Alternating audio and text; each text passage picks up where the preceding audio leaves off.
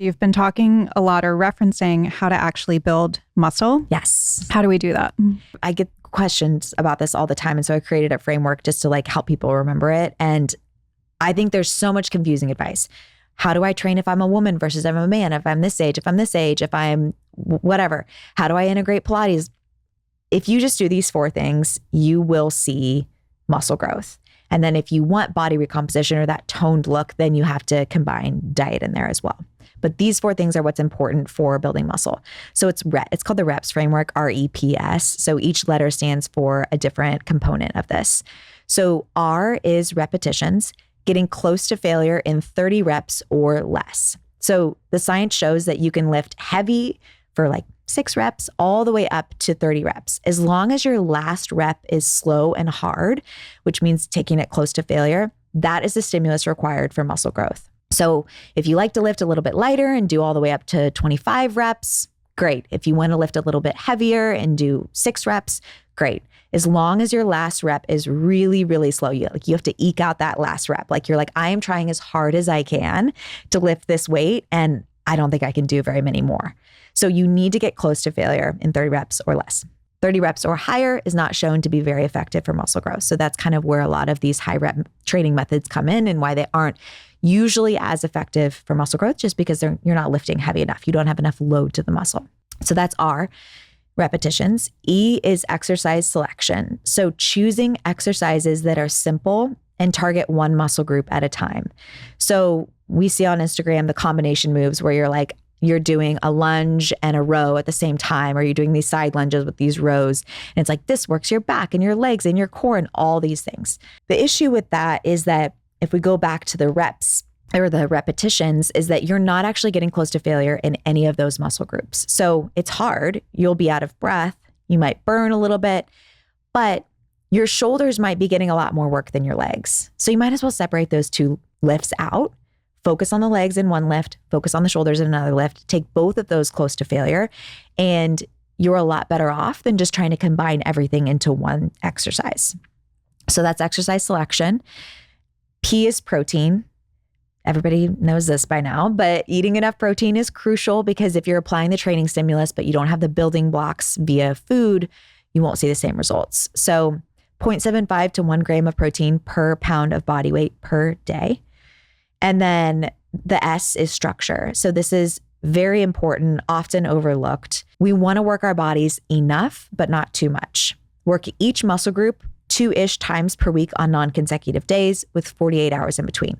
So if you're going to work legs on Tuesday, work legs again on Thursday or Friday. So put some time in between, but we do want to work muscle groups around 2-ish times per week, especially the big ones like glutes, quads, chest, things like that. And then having recovery days is within that structure. So I like to think about the structure of my week is like, here are my lifting days, and here's when I'm going to work each muscle group throughout the week. And then here is my 2 recovery days where I'm not going to lift. I'm just going to do some light activity like walking, hiking, whatever it may be, and then adding in my cardio. So 150 minutes of light to moderate intensity cardio. For me, that's just brisk walking. Like I have a hilly neighborhood, so my husband and I just walk every day, and that's that. So that's really easy to integrate almost as like a lifestyle piece. So if you apply all of those 4 things into your routine regularly, 99% of people will see amazing results. I know where a lot of women get hung up is they start doing some of this and then they feel like they are bulking or they feel puffy. I fall into the puffy camp. Yes. I am. Tell me more. Puffier than I've ever been in my life. Oh, because I think you look amazing. That's so funny. I'm not letting it stop me, but yeah. I notice, I feel, and this could also have to do with the health stuff. You know, I have the mast cell activation and this histamine response. I'm on like 7 antihistamines a day. Oh, geez. So that definitely adds to that. But when I started doing weights, I just felt like I blew up.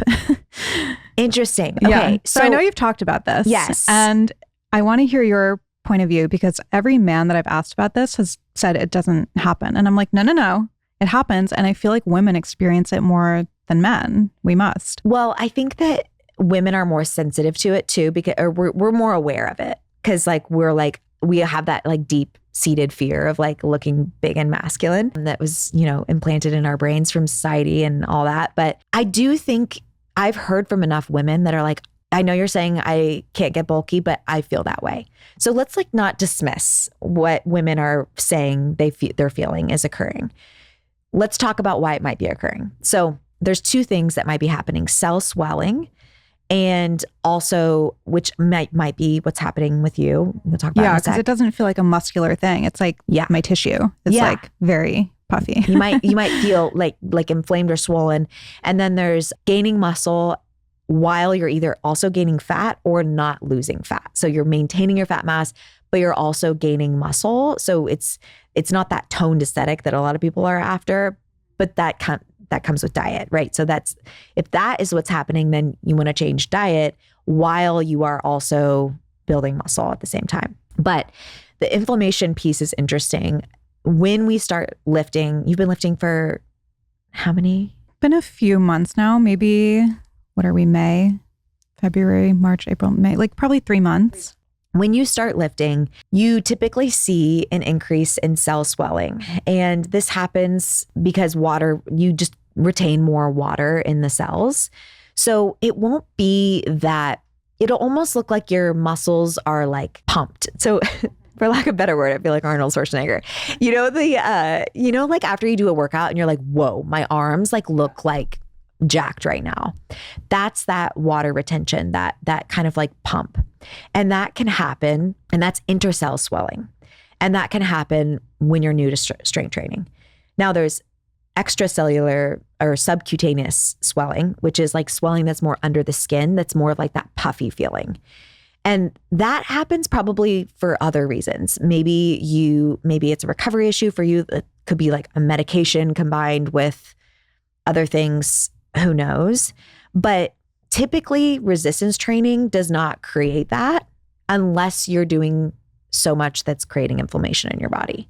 And I also just tend to get that way when I'm here in LA anyway. Yes. And I was in Florida like maybe a month ago, and it was great because all of that went away. And I also like didn't work out for 5 days, and I saw all of my muscle development that I've been working on. But you weren't losing any muscle. No, it was just like, you were losing the water retention, puffiness. Yes. Yeah. But I think it's very validating probably for people to hear like, oh no, it can be a thing, the cell swelling, whether it's intracellular, extracellular, because I feel like you hear it so often from women. It's such a big complaint. And whenever I do an episode around fitness or with a trainer or anything, and I have people send in questions, that's like the number one question. That, and why do I get bulky when I lift? And I know that you've talked about this before as well. Like true bulkiness, like it's really hard, right? To get bulky. So it's probably these other variables that are happening in our bodies that are making us feel like we're bulking. Yes. And I want to say just one more thing about the swelling. That typically tends to go down with consistency. That's what I'm hoping. Yeah. I'm just going to keep. Yes. It typically tends to go down. Yeah. It's not something like I've been lifting for years. It's not something that I notice in myself anymore. But some people it's like worse than others. And some people it lasts a little longer than others. So that typically tends to get better with consistency. So keep going. As far as like, okay, I'm actually gaining a lot of lean mass. Like I am actually putting on pounds and pounds and pounds of muscle in a short period of time. That typically does not happen. It takes, I would say, months to years to build significant poundage of muscle. I built 8 pounds of muscle in 1 year, but I also lost fat at the same time. So I was body recompositioning. So if you look at my body at the beginning of the year and at the end of the year, I look more quote unquote toned by the end of the year, even though I had 8 more pounds of muscle. But that took the entire year to build that. So I think if you are feeling bulky right away, it could be a little bit of swelling on top of potentially you haven't lost the fat that you are looking to lose. Also, like, again, some women just really do build muscle fast. I hesitate to say that because I think everybody's going to be like, oh, that's me. That's me. It's a very, very small percentage. Like if you're listening, it's probably not you. Like most women take a lot longer to build muscle than just like a few weeks. Like if we look at the data, it takes like 12 weeks at least to build meaningful amount of like visible amounts of muscle, even for men. So it's going to take a really long time for most.